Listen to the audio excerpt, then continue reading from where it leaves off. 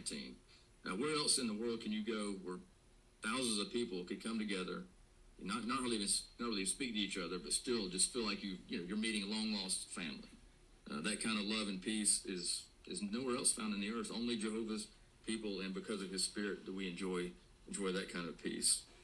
And we think to our brothers and sisters in Russia. We see on our website, the news articles, they're being persecuted, they're being thrown in jail. But are they anxious? Are they depressed? No. We see they're smiling. Their experiences, they really build us up, and it's only because of this peace that Jehovah is blessing them with. It's just a personal experience, but I forgot to mention it. My uncle, who's not one of Jehovah's Witnesses, is a lawyer. He went to Harvard Law, and part of the curriculum for his law school is discussing the victories of Jehovah's Witnesses, because they established religious rights around the world. So even a worldly law school is considering how Jehovah's Witnesses have changed the turn of history in view of religious rights. Wow, that's amazing.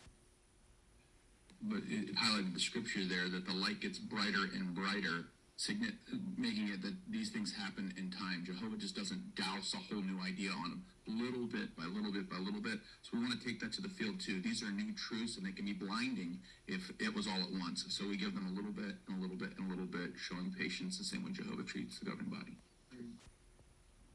The governing body has decided that publishers should no longer mention the donation arrangement in the ministry. If an interested person asks about making a donation to our work, you may refer him to exJW.org or explain how donations can be made at the Kingdom Hall.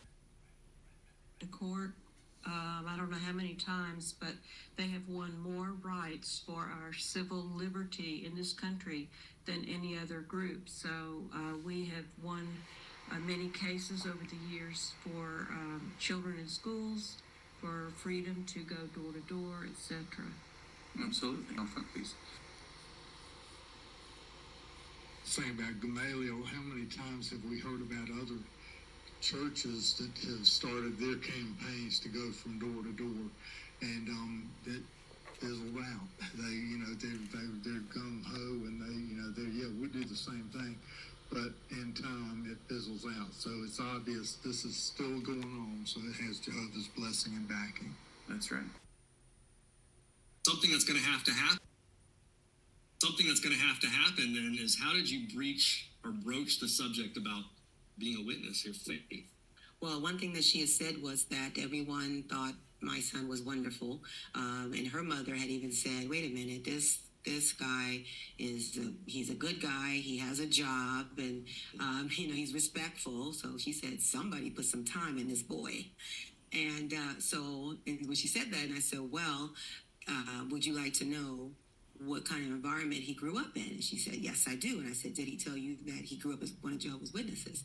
And she said, yes.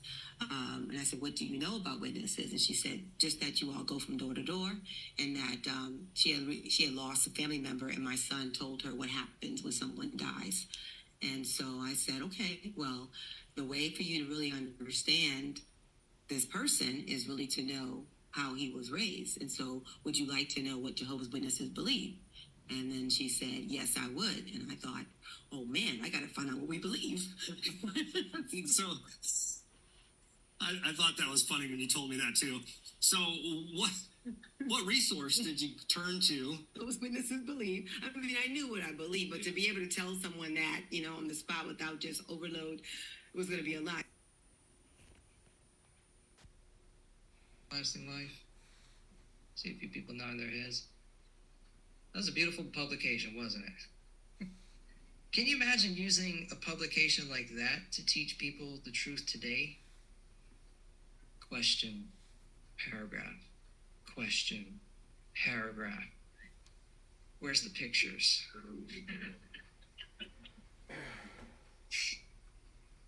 That book had a powerful impact back in the day, because that's what fit the times.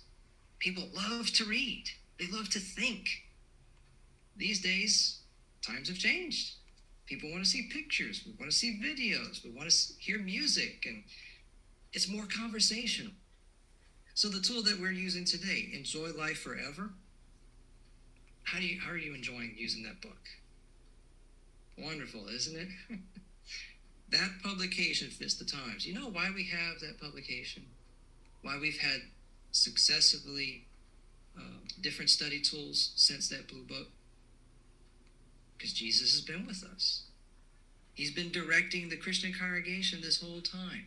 He's motivated the ones he's appointed in charge to give us the proper food at the proper time. The best tools that fit the times, that fit people's needs today. So remember that. Jesus said he would never leave us, and he never has.